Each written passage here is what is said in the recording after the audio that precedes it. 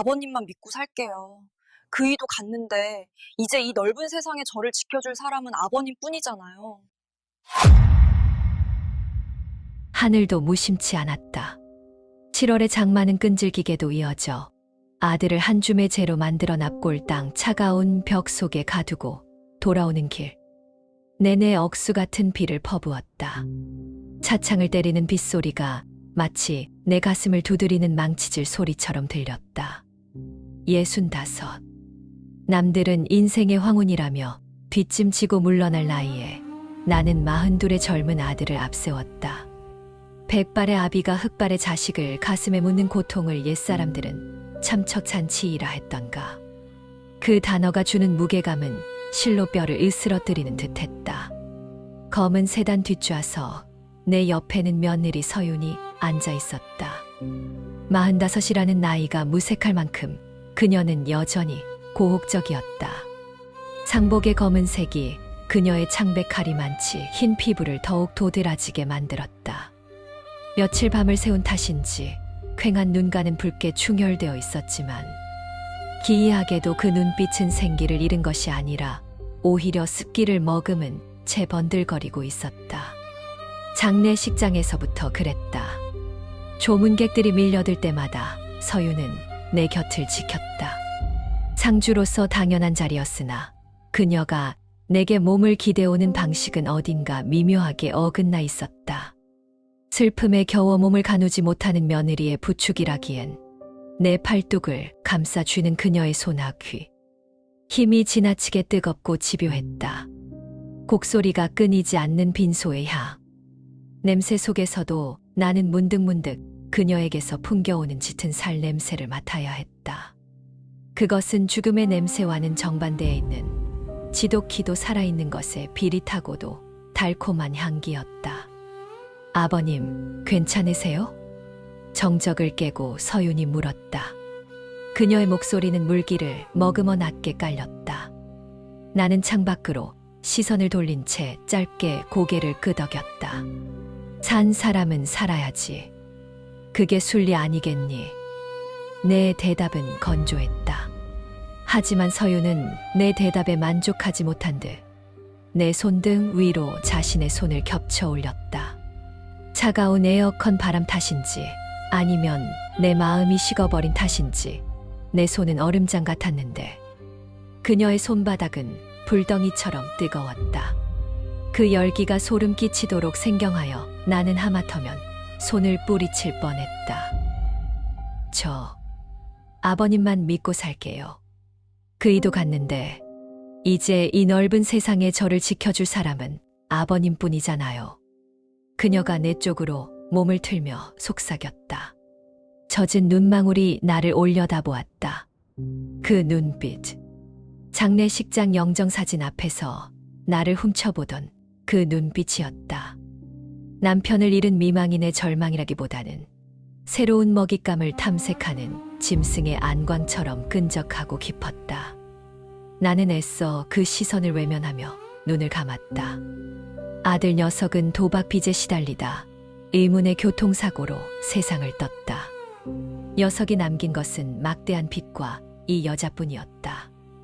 내가 평생을 바쳐 일군 기업과 재산, 그리고 이 늙은 60만이 그녀가 기댈 유일한 언덕이라는 사실을 서유는 누구보다 잘 알고 있을 터였다. 차가 성북동 저택의 육중한 철문을 통과해 멈춰섰다. 비는 여전히 그칠 줄 모르고 쏟아지고 있었다. 운전기사가 우산을 받쳐들었지만 현관까지 걷는 짧은 순간에도 들이치는 빗방울에 어깨가 젖어들었다. 집 안은 적막강산이었다. 아들의 죽음과 함께 집안일을 도와주던 다사 도우미들도 당분간 휴가를 보냈다.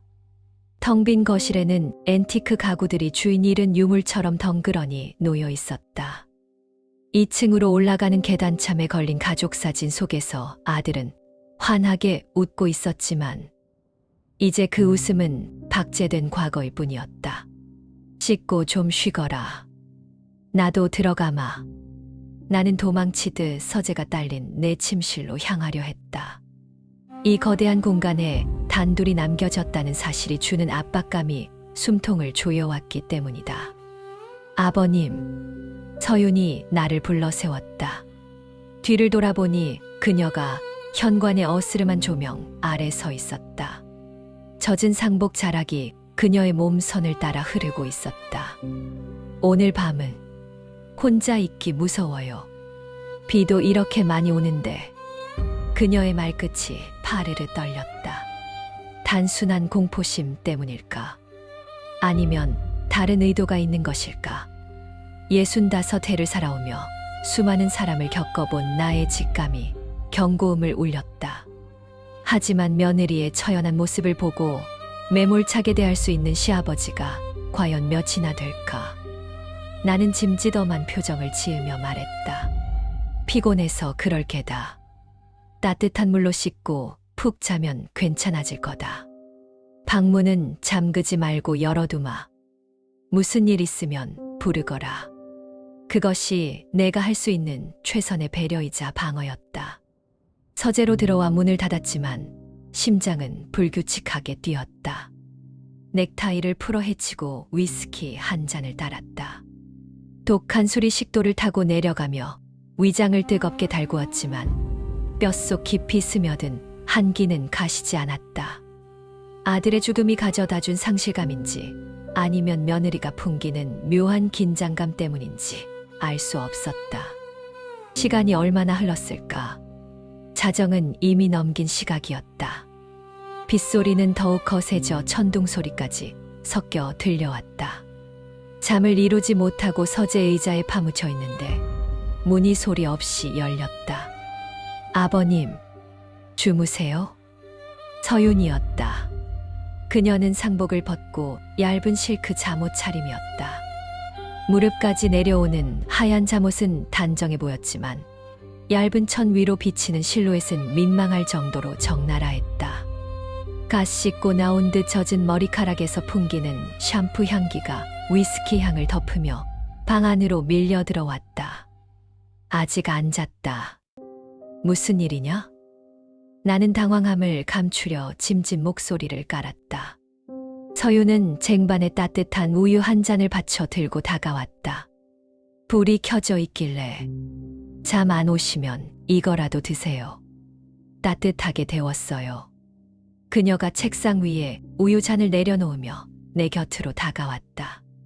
거리를 두어야 한다고 머리는 경고했지만 내 시선은 본능적으로 그녀의 가느다란 손목과 그 위로 이어지는 하얀 팔뚝을 쫓고 있었다. 그녀가 허리를 숙이자 잠옷의 헐거운 네크라인 사이로 깊은 골짜기가 언뜻 보였다. 나는 황급히 시선을 돌렸지만 서윤은 아랑곳하지 않고 내 어깨를 주무르기 시작했다. 많이 힘드셨죠? 어깨가 돌덩이 같아요. 그녀의 손길은 부드러우면서도 힘이 있었다. 뭉친 근육을 파고드는 손가락의 압력이 노골적이었다. 며느리가 시아버지의 어깨를 주무르는 것은 효심의 발로일 수 있다. 하지만 지금 이 시간, 이런 차림, 그리고 이토록 은밀한 공기 속에서는 그 의미가 변질될 수밖에 없었다. 됐다. 이제 그만 가서 자라. 내가 그녀의 손을 잡아 제지하려 했다. 그 순간 서윤이 내 손을 꽉 맞잡았다. 그녀의 손바닥은 여전히 뜨거웠다. 아니, 아까보다 더 뜨거워진 것 같았다. 그녀는 내 손을 자신의 볼에 가져다 댔다. 아버님 손은 참 크고 따뜻해요. 그 이 손은 늘 차가웠는데 그녀의 눈에서 눈물 한 방울이 툭 떨어져 내 손등을 적셨다. 뜨거운 눈물이었다. 그녀가 고개를 들어 나를 바라보았다. 그 눈빛은 이제 슬픔을 가장한 유혹이 아니라 노골적인 갈망으로 번들거리고 있었다. 마치 먹이를 앞에 둔 암표범처럼 그녀의 동공이 확장되어 있었다. 저 아버님만 보고 살 거예요. 그러니까 아버님도 저 버리시면 안 돼요. 그녀의 목소리는 애원이라기보다 주문에 가까웠다. 빗소리에 묻혀 희미하게 들려왔지만 그 울림은 내 뇌리를 강타했다. 나는 그녀의 손을 뿌리치지 못했다. 아니, 솔직히 말하자면 뿌리치고 싶지 않았는지도 모른다. 아들의 죽음으로 생긴 마음의 구멍, 늙어가는 육체가 느끼는 원초적인 고독, 그리고 눈앞에 있는 젊은 여인의 도발적인 향기.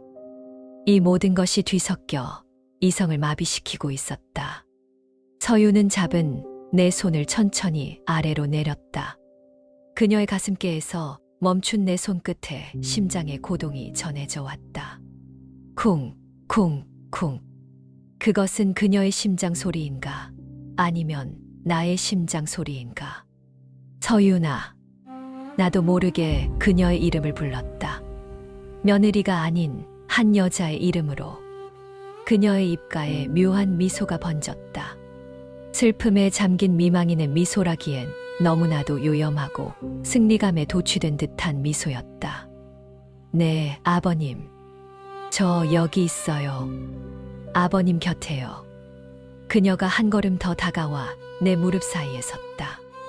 밖에서는 천둥이 쳤고 번개가 번쩍이며 창문을 하얗게 밝혔다. 그 짧은 섬광 속에서 나는 보았다. 그녀의 눈 속에 일렁이는 욕망의 불꽃을. 그것은 폐허가 된 내 마음에 피어나기 시작한 독버섯 같은 밤꽃의 개화였다. 아들의 장례를 치른 날 밤, 며느리와 시아버지는 그렇게 넘지 말아야 할 선 앞에 위태롭게 서 있었다. 빗소리는 우리의 죄악을 씻어내려는 듯 더욱 거세게 몰아쳤지만 이미 타오르기 시작한 욕망의 불씨를 끄기에는 역부족이었다. 장례를 치르고 사흘이 지났다. 하늘의 구멍이라도 뚫린 듯 퍼붓던 장맛비는 거짓말처럼 멎었지만 성북동 저택을 감싸고 있는 공기는 여전히 습하고 무거웠다. 아들의 부재가 남긴 빈자리는 생각보다 거대했다. 그것은 물리적인 공간에 비어있음이 아니라 집안의 공기 흐름 자체가 바뀐 듯한 기이한 진공 상태였다. 나는 그 숨막히는 정막 속에서 마치 유령처럼 저택을 배회했다. 평생을 바쳐 일궈온 기업의 회장이라는 직함도, 사회적 지위도, 자식을 앞세운 늙은 아비라는 비참한 현실 앞에서는 아무런 위로가 되지 못했다. 가사 도우미들을 다시 부르려 했으나 서윤이 극구 만류했다. 당분간은 조용히 지내고 싶다는 것이 이유였다. 며느리의 뜻을 존중한다는 핑계를 댔지만 사실 나 역시 낯선 타인들이 집안을 오가며 수군거리는 꼴을 보고 싶지 않았다. 그렇게 이 거대한 저택에는 65의 시아버지와 45의 며느리, 단 2사람만이 남겨졌다. 그리고 그 고립된 시간은 서윤에게 있어 나를 향한 포위망을 좁혀오는 절호의 기회였음을 그때의 나는 미처 깨닫지 못했다. 서윤은 헌신적이었다. 아니, 헌신이라는 단어로는 부족할 만큼 집요하게 내 일상을 파고들었다. 아침이면 정갈하게 차려진 밥상이 나를 기다렸고 저녁이면 내가 즐겨 마시는 차가 적당한 온도로 서재 책상 위에 놓여 있었다. 그녀는 검은 상복을 벗고 무채색의 원피스나 편안한 실내복을 입기 시작했다. 과한 노출은 없었으나 얇은 소재의 옷감은 그녀가 움직일 때마다 몸의 굴곡을 은근하게 드러냈다. 설거지를 하거나 청소기를 돌릴 때 그녀의 등 뒤로 흐르는 땀방울과 가느다란 목선은 묘한 관능미를 풍겼다. 나는 짐짓 헛기침을 하며 시선을 돌리곤 했지만 망막에 맺힌 잔상까지 지울 수는 없었다. 오후에 볕이 뜨겁게 내리쬐던 날이었다. 나는 답답함을 이기지 못하고 정원으로 나갔다. 오랫동안 손을 보지 않아 웃자란 향나무 가지들이 눈에 거슬렸다. 정원사를 부르면 될 일이었으나 몸이라도 혹사해야 잡념이 사라질 것 같아 창고에서 전지가위를 꺼내 들었다. 땀이 비 오듯 쏟아지고 숨이 턱 끝까지 차올랐지만 멈추지 않았다. 늙어가는 육체 어딘가에 아직 힘이 남아있다는 것을 확인하고 싶은 오기였는지도 모른다. 아버님, 그러다 쓰러지세요. 어느새 다가왔는지 서윤이 내 곁에 서 있었다. 그녀의 손에는 얼음물을 담은 유리잔과 하얀 수건이 들려 있었다. 햇살을 등지고 선 그녀의 모습이 눈부시게 아른거렸다. 괜찮다. 이 정도는 운동 삼아 하는 게지. 내가 거친 숨을 몰아쉬며 대답하자 서유는 한 걸음 더 다가와 내 이마에 맺힌 땀을 수건으로 닦아주기 시작했다. 그녀에게서 풍기는 은은한 비누 향기가 땀 냄새와 뒤섞여 코끝을 자극했다. 수건 너머로 전해지는 그녀의 손길은 조심스러우면서도 대담했다. 이마에서 시작된 손길은 뺨을 타고 내려와 목덜미를 스치고 땀에 젖은 내 가슴팍을 톡톡 두드렸다. 아버님은 참 강인하세요. 그이는 조금만 움직여도 힘들다고 엄살을 부리곤 했는데 그녀의 말 속에는 죽은 남편에 대한 그리움보다는 눈앞에 있는 시아버지의 남성성에 대한 찬사가 담겨 있었다. 아들과 나를 비교하는 그 은밀한 화법은 나의 비틀린 우월감을 자극했다. 자식을 잃은 슬픔 뒤편 수컷으로서의 본능이 꿈틀거리는 것을 느꼈다. 그것은 죄악이었으나 동시에 거부할 수 없는 쾌감이기도 했다. 민호 녀석은 몸이 약했지. 내가 너무 곱게 키운 탓이야. 아니에요. 아버님이 대단하신 거죠. 이 나이에 이렇게 단단한 몸을 유지하시는 분 드물어요. 사실 아버님 뵈면서 늘 든든했어요. 남편보다 더 남자답고 의지가 되는 분이라고. 서윤의 목소리가 젖어 들어갔다. 그녀는 내 팔뚝을 감싸 쥐었다. 전지가위를 쥔 내 손에 힘이 들어갔다. 팽팽하게 당겨진 근육 위로 그녀의 뜨거운 체온이 전해졌다. 정원의 매미 소리가 귀청을 찢을 듯 울려 퍼졌지만 내 귀에는 오직 그녀의 거친 숨소리만이 들려왔다. 그녀는 나를 시아버지가 아닌 한 명의 남자로 바라보고 있었다. 그 시선은 나를 당혹게 하면서도 한편으로는 묘한 해방감을 안겨주었다. 늙고 지친 노인이 아니라 여전히 여자를 설레게 할 수 있는 존재라는 착각. 서유는 그 틈을 정확히 파고들었다. 그날 밤 저택은 더욱 깊은 침묵 속으로 가라앉았다. 나는 거실 소파에 앉아 의미 없이 텔레비전 채널을 돌리고 있었다. 서윤이 과일 접시를 들고 맞은편 소파가 아닌 내 옆자리에 앉았다. 평소보다 훨씬 가까운 거리였다. 그녀가 깎은 사과 한 조각을 내밀었다. 드세요, 아버님. 포크를 건네봐 드려다 우리의 손가락이 스쳤다. 찌릿한 전류가 흐르는 듯했다. 나는 황급히 손을 떼려 했지만 서유는 짐짓 모른 척하며 자연스럽게 내 쪽으로 몸을 기울였다. 그녀의 허벅지가 내 다리에 살짝 닿았다 떨어졌다. 우연이라기엔 너무나 빈번하고 의도적이라기엔 너무나 자연스러운 접촉이었다. 아버님, 저 무서워요. 서윤이 텔레비전 화면을 응시하며 나직이 중얼거렸다. 뭐가 말이냐? 앞으로 혼자 살아갈 날들이요. 그이가 남긴 건 빚뿐이고 세상 사람들은 젊은 과부라고 손가락질할 테고 제가 이 집에서 계속 살아도 되는 걸까요? 그녀가 고개를 돌려 나를 바라보았다. 그 눈빛은 애처로움으로 가득 차 있었지만 그 깊은 곳에는 나를 시험하는 듯한 날카로움이 숨겨져 있었다. 그녀는 자신의 처지를 비관하며 나의 보호 본능을 자극하고 있었다.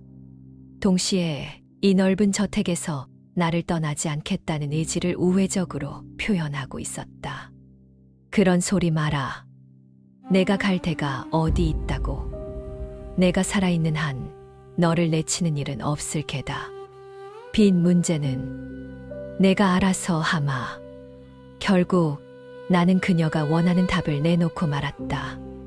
그 순간 서윤의 입가에 스치듯 지나간 미소를 보았다고 생각한 건 착각이었을까. 그녀는 안도하는 표정으로 내 어깨에 머리를 기대왔다. 감사해요, 아버님. 정말 아버님밖에 없어요. 그녀의 머리카락이 내 턱 밑을 간지럽혔다. 샴푸 향기가 폐부 깊숙이 스며들었다. 나는 굳어버린 석상처럼 움직일 수 없었다. 밀어내야 한다는 이성과 그녀를 안아주고 싶다는 본능이 팽팽하게 줄다리기를 했다. 며느리의 머리를 쓰다듬어주는 시아버지의 자애로운 손길과 여인의 어깨를 감싸 안는 남자의 손길 사이. 그 모호한 경계선 위에서 나는 길을 잃어가고 있었다. 아버님, 오늘따라 술 한잔하고 싶네요. 저랑 같이 마셔주실래요? 서윤이 고개를 들어 내 눈을 똑바로 응시하며 말했다. 그녀의 입술은 붉고 촉촉했다. 거절해야 했다. 이 밤에 단둘이 술을 마신다는 것이 무엇을 의미하는지 모를 리 없었다. 하지만 내 입에서는 의지와 상관없는 대답이 흘러나왔다. 그러자꾸나. 와인이라도 한 병 꺼내오너라. 그것은 묵시적인 동의였다. 다가올 파국을 알면서도 제 발로 늪을 향해 걸어 들어가는 어리석은 짐승의 선택이었다. 서윤이 자리에서 일어나 부엌으로 향하는 뒷모습을 보며 나는 마른 침을 삼켰다. 그녀가 사라진 자리에 남은 온기가 내 허벅지를 뜨겁게 달구고 있었다. 고독이라는 틈새를 비집고 들어온 것은 단순한 위로가 아니었다. 그것은 늙은 수컷의 메마른 장작에 불을 지피려는 위험하고도 치명적인 불씨였다. 창밖에는 다시 비가 내리기 시작했다. 빗줄기는 유리창을 때리며 우리를 세상으로부터 고립시켰다. 이 거대한 성체 안에서 윤리와 도덕은 빗물에 씻겨 내려가고 오직 원초적인 욕망만이 고개를 들고 있었다. 나는 서윤이 가져올 붉은 와인이 훗날 우리가 흘리게 될 피눈물처럼 느껴져 몸서리쳤다. 그러나 이미 빗장은 풀렸고 문은 열려 있었다. 그날 밤 하늘은 작정한 듯 울부짖었다. 창문을 때리는 빗줄기는 더 이상 자연의 소리가 아니라 누군가 저택의 결계를 부수기 위해 두드리는 거대한 망치질 같았다. 번개가 칠 때마다 거실의 샹들리에가 유령처럼 번쩍였고 그 짧은 섬광 속에서 서윤의 얼굴은 창백하다 못해 투명하게 빛났다. 우리는 거실 중앙의 낮은 테이블을 사이에 두고 마주 앉아 있었다. 테이블 위에는 핏빛처럼 붉은 와인이 담긴 크리스털 잔 2개가 놓여 있었다. 아버님, 밖이 너무 소란스럽네요. 마치 세상이 끝날 것처럼요. 서윤이 와인 잔을 입술로 가져가며 나직이 속삭였다. 그녀의 목소리는 천둥소리에 묻힐 듯 위태로웠으나 내 귓가에는 그 어떤 굉음보다 선명하게 파고들었다. 그녀가 고개를 뒤로 젖혀 와인을 삼키는 동안 하얀 목덜미가 꿀렁이는 모습이 내 시선을 붙잡았다. 붉은 액체가 그녀의 몸속으로 흘러들어가는 상상을 하자 내 목이 타들어가는 듯한 갈증이 일었다. 나는 떨리는 손으로 잔을 들어 단숨에 비웠다. 쌉싸름한 탄닌의 맛이 혀끝을 마비시켰지만 가슴 속에서 치솟는 열기는 식힐 수 없었다. 비가 그치면 모든 게 씻겨 내려갈까요? 아버님의 슬픔도 제 막막함도요. 서윤이 자리에서 일어나 내 곁으로 다가왔다. 그녀는 바닥에 깔린 페르시아 카펫 위에 무릎을 꿇고 앉아 소파에 앉은 나를 올려다보았다. 술 기운 탓인지 그녀의 양볼은 복숭아처럼 발그레하게 상기되어 있었다. 그녀가 빈 네 잔의 와인을 다시 채웠다. 쪼르륵 붉은 액체가 떨어지는 소리가 적막한 거실을 가득 채웠다. 서윤아, 밤이 늦었다. 그만 마시고 들어가는 게 좋겠구나. 나는 마지막 이성을 쥐어짜내어 말했다. 하지만 내 손은 그녀가 건네는 잔을 거부하지 못하고 받아들었다. 서윤은 내 무릎 위에 자신의 손을 살포시 얹었다. 얇은 실크 잠옷 너머로 전해지는 그녀의 체온은 불덩이 같았다. 그 뜨거움이 내 낡은 혈관을 타고 흘러 심장을 거세게 두드렸다. 들어가면 혼자잖아요. 차가운 침대에 혼자 누워있으면 벽 속에서 그 이가 걸어 나올 것만 같아요. 무서워요, 아버님. 오늘만 제 곁에 있어 주시면 안 돼요? 그녀의 눈동자에 물기가 어렸다. 그것은 연민을 자고하는 약한 짐승의 눈빛인 동시에 사냥감을 앞에 둔 포식자의 은밀한 신호이기도 했다. 화르릉 다시 한번 천둥이 저택을 뒤흔들었다. 서윤이 비명을 지르며 내 품으로 파고들었다. 나는 반사적으로 그녀를 안았다. 얇은 잠옷 한 장을 사이에 두고 닿은 그녀의 풍만한 가슴이 내 가슴팍을 짓눌렀다. 그녀의 머리카락에서 풍기는 짙은 라일락 향기가 내 이성을 마비시켰다. 아버님 품은 참 따뜻해요. 그녀가 내 가슴에 얼굴을 묻은 채 웅얼거렸다. 그녀의 숨결이 젖은 셔츠를 뚫고 살갗에 닿았다. 나는 그녀를 밀어내야 한다는 것을 알았다. 이것은 폐륜이었다. 천벌을 받을 짓이었다. 죽은 아들의 영정사진이 2층 어딘가에서 나를 내려다보고 있을 터였다. 하지만 내 팔은 그녀를 밀어내는 대신 떨리는 손길로 그녀의 가냘픈 등을 감싸 안고 있었다. 65년을 지켜온 도덕과 윤리라는 둑이 욕망이라는 거대한 해일 앞에서 속절없이 무너져 내리고 있었다. 서윤이 고개를 들어 나를 바라보았다. 그녀의 눈은 이제 눈물 대신 기이한 열기로 번들거리고 있었다. 그녀의 손이 내 셔츠 단추를 하나씩 풀기 시작했다. 이러면 안 된다. 서윤아, 우린 누가 알아요? 이 밤에 이 빗속에 우리 둘뿐인 거려. 아버님도 외로우셨잖아요. 저도 여자인 거려. 그녀의 손가락이 내 맨가슴을 스치고 지나갔다. 찌릿한 전율이 척추를 타고 뇌수까지 뻗쳤다. 늙은 수컷의 몸이라고 생각했던 내 육체가 그녀의 손길 한 번에 20대의 청년처럼 뜨겁게 반응하고 있었다. 그것은 수치스러운 일이었으나 동시에 거부할 수 없는 환희였다. 그녀는 내 입술을 막으려는 듯 자신의 붉은 입술을 포개어왔다. 와인 향과 섞인 그녀의 타액이 내 입 안으로 흘러들어왔다. 그 순간 내 안에 무언가가 끊어졌다. 나는 거칠게 그녀의 뒷머리를 감싸 쥐고 입술을 탐했다. 죄책감 따위는 빗소리에 묻어버리기로 했다. 아들에 대한 미안함은 내일의 태양이 뜨면 생각하기로 했다. 지금 이 순간은 오직 내 품에 안긴 이 여자의 부드러운 살결과 터질 듯 박동하는 맥박만이 존재할 뿐이었다. 우리는 짐승처럼 뒤엉켰다.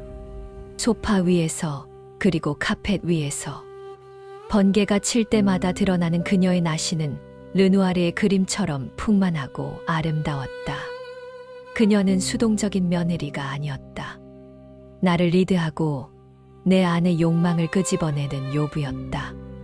그녀의 손톱이 내 등판을 긁어내릴 때마다 나는 고통 섞인 신음을 토해냈다. 아버님, 민 회장님.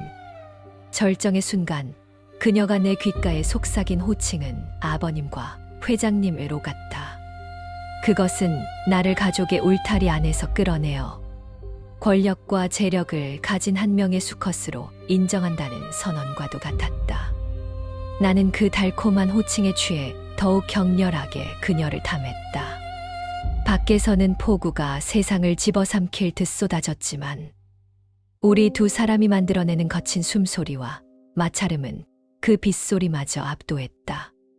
폭풍우 같은 정사가 끝난 후 거실에는 무거운 침묵만이 감돌았다. 서윤은 내 품에 안겨 가쁜 숨을 몰아쉬고 있었다. 땀에 젖은 그녀의 머리카락이 내 가슴에 달라붙어 있었다. 나는 천장을 응시했다. 화려한 샹들리에가 희미하게 흔들리고 있었다. 방금 무슨 일이 일어난 것인가? 내가 무슨 짓을 저지른 것인가? 뒤늦은 자괴감이 밀물처럼 밀려왔다. 아들의 아내, 며느리를 품었다는 사실이 현실로 다가오자 숨이 턱 막혔다. 하지만 내 품에 안긴 서유는 태연했다. 그녀는 손가락으로 내 가슴팍의 원을 그리며 나른한 목소리로 말했다.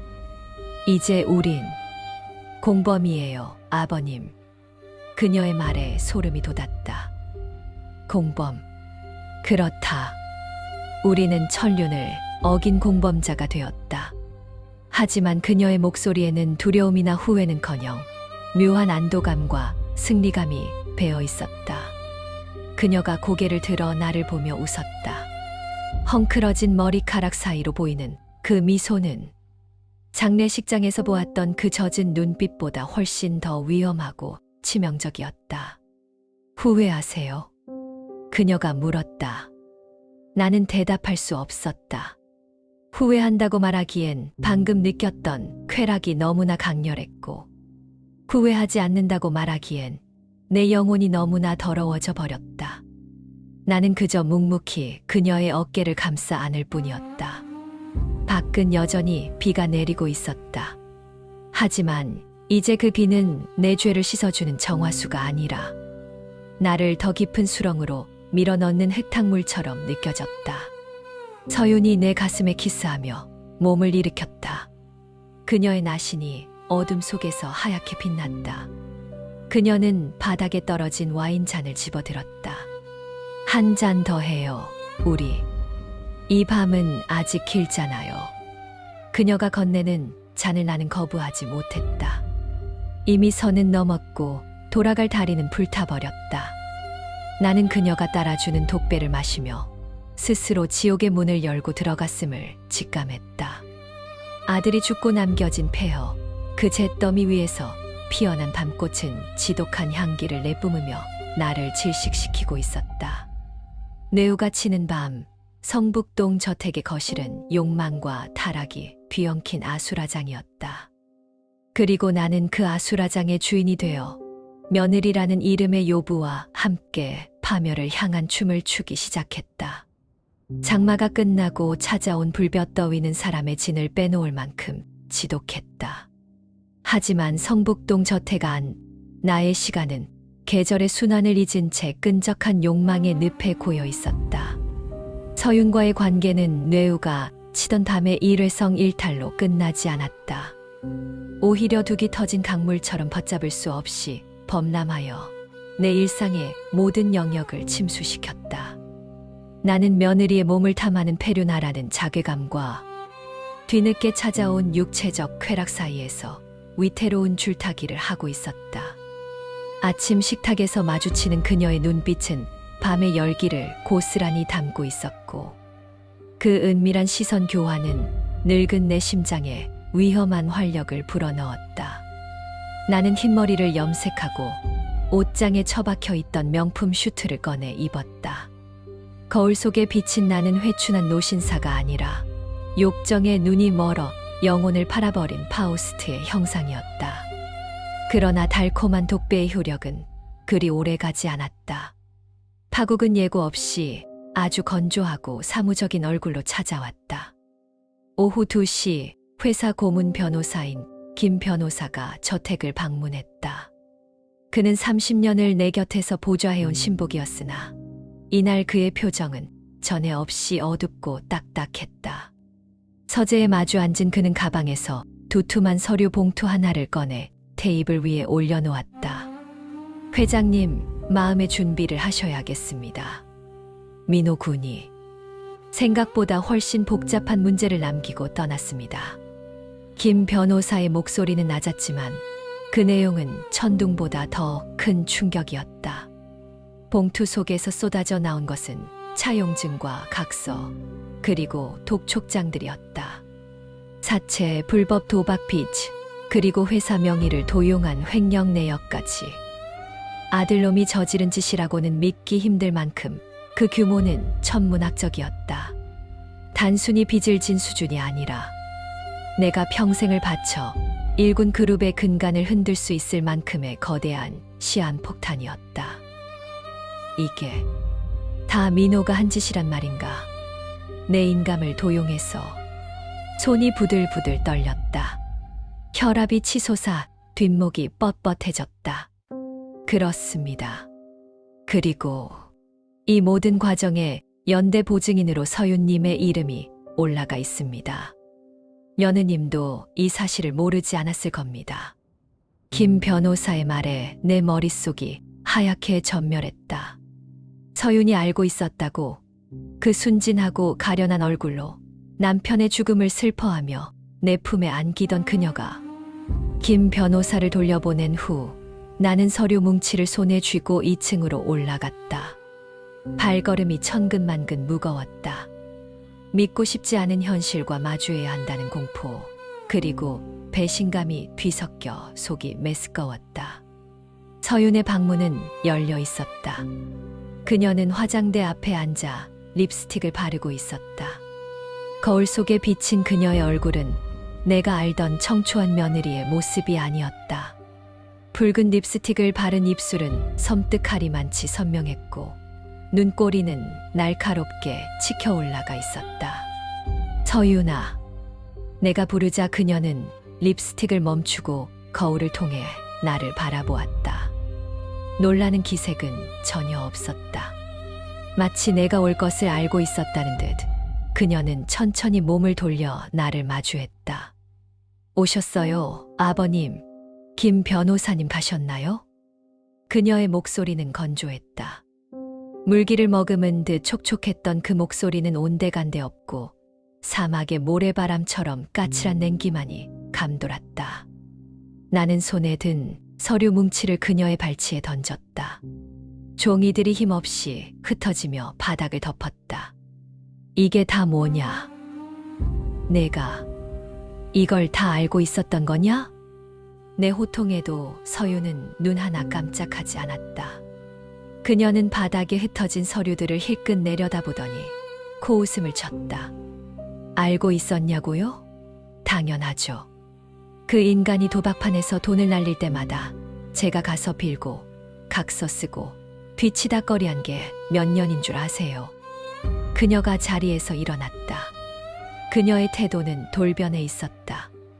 나를 올려다보던 애처로운 눈빛은 사라지고 나를 내려다보는 듯한 오만함이 그 자리를 채웠다. 그녀는 화장대 위에 놓인 담배갑을 집어들더니 능숙한 손놀림으로 담배 한 개비를 입에 물었다. 라이터 불꽃이 치솟고 그녀가 내뿜은 희뿌연 연기가 우리 사이를 가로막았다.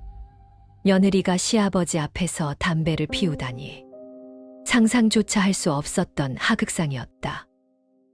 너 지금 뭐 하는 짓이냐? 놀라셨어요? 아버님은 제 진짜 모습을 모르시잖아요. 아들이 죽고 나서야 저를 여자로 보셨으니까.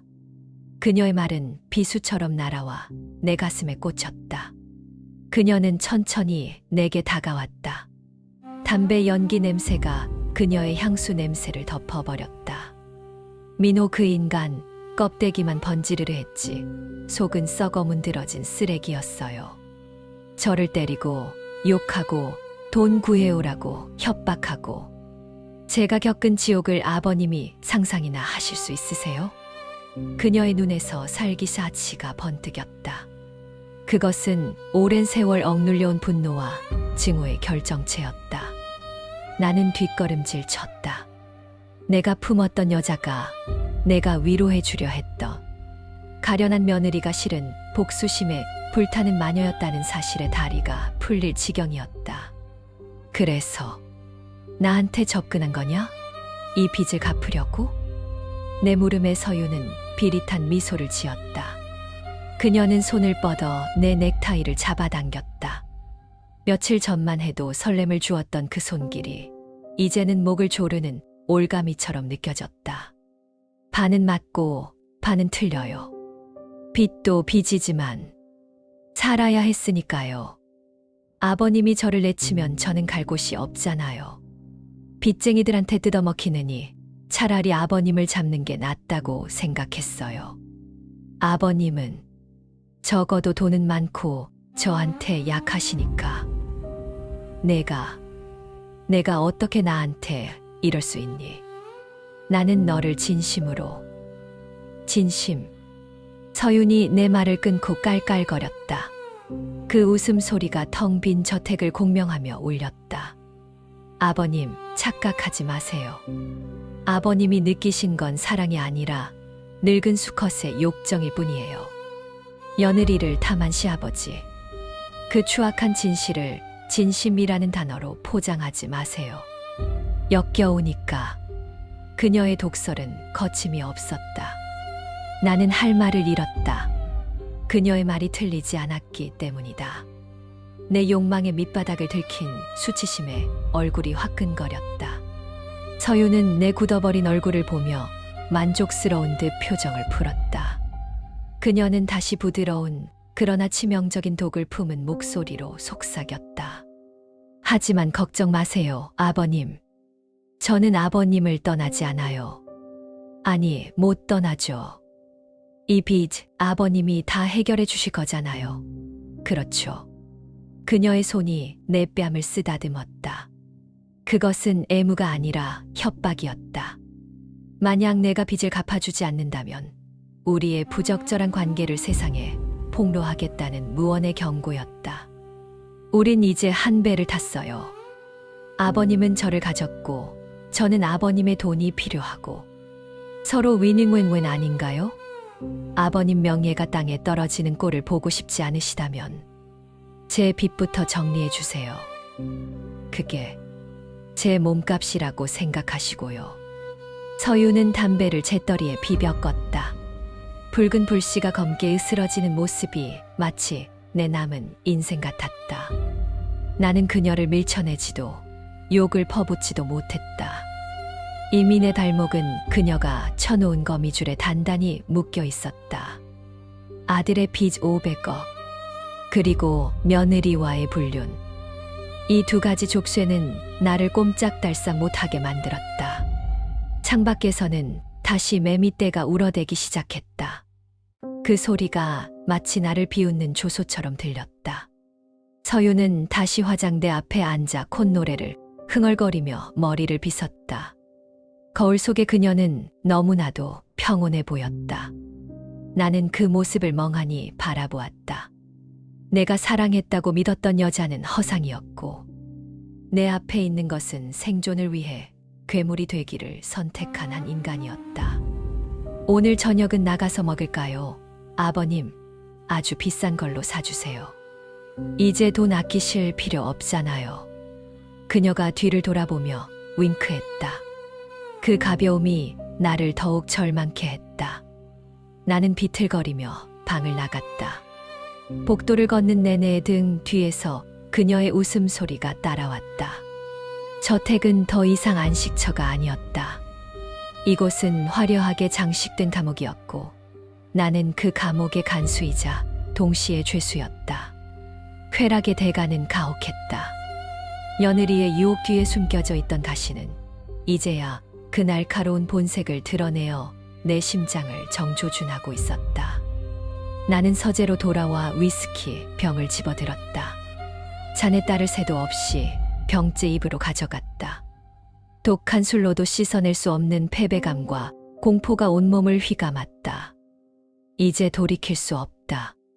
나는 그녀의 공범자가 되어 이 지옥불 속으로 걸어 들어가는 수밖에 없었다.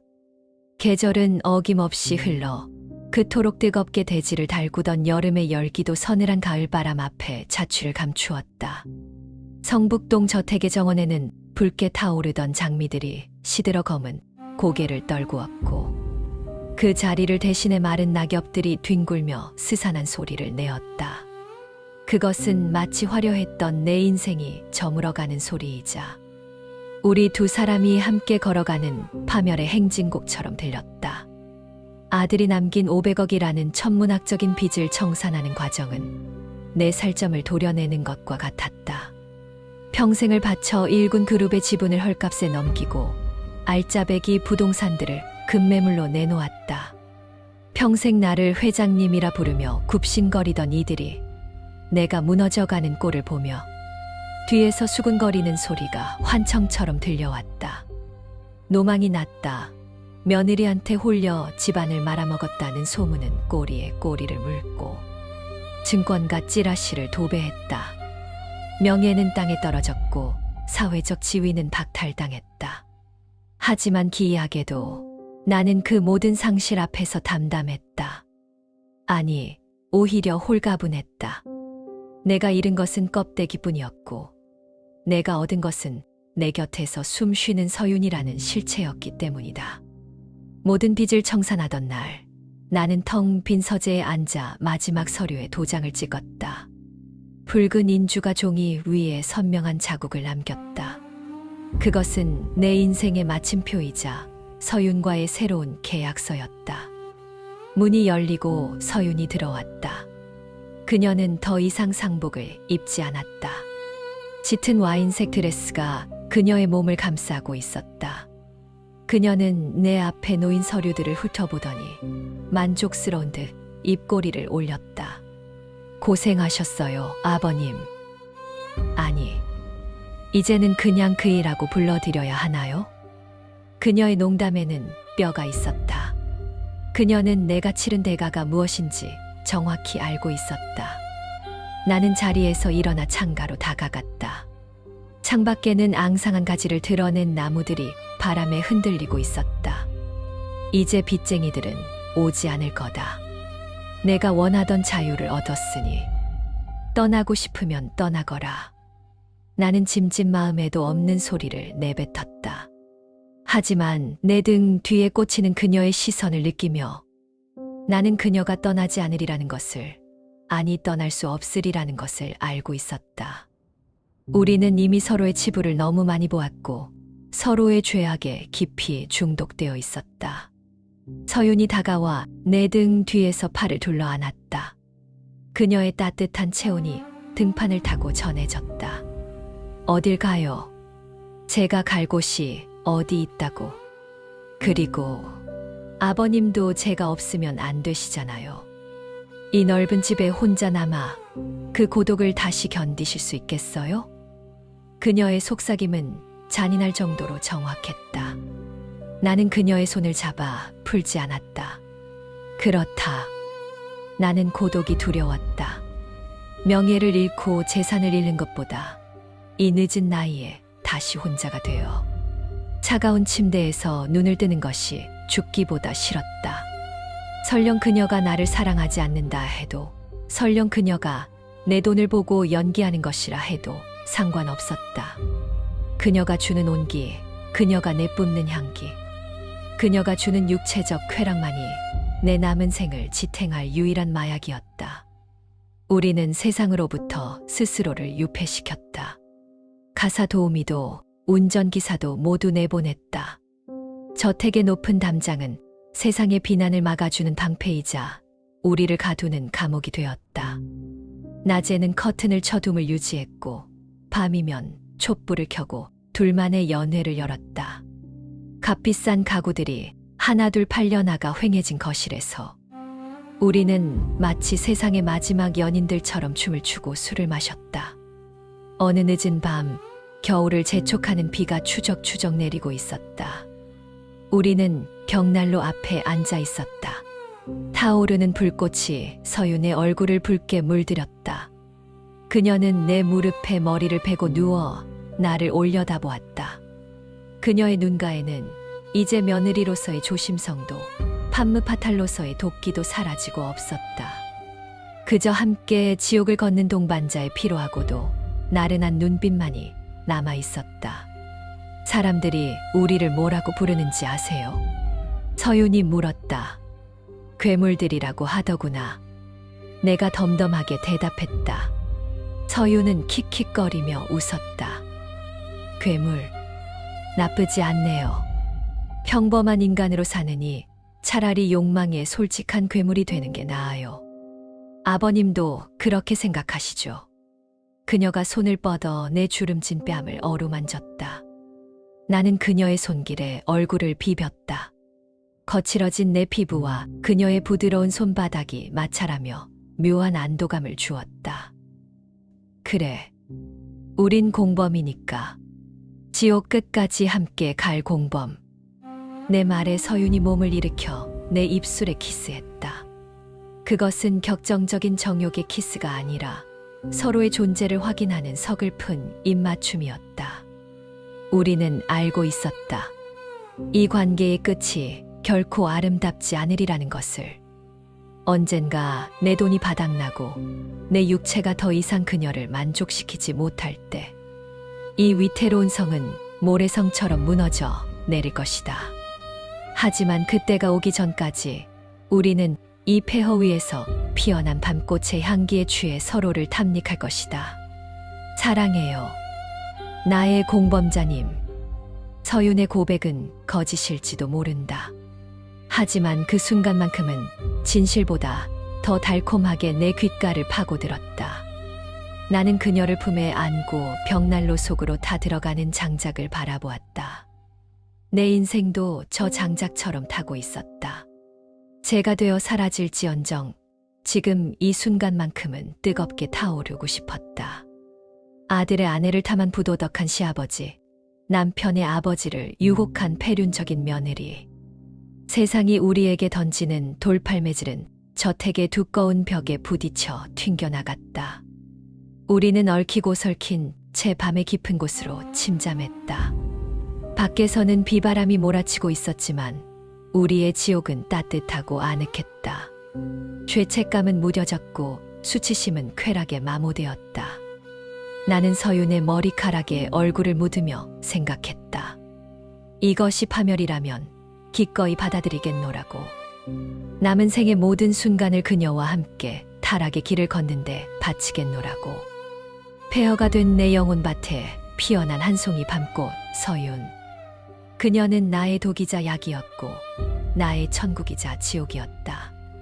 우리는 그렇게 서로를 껴안은 채 세상의 끝을 향해 천천히, 아주 천천히 걸어 들어갔다.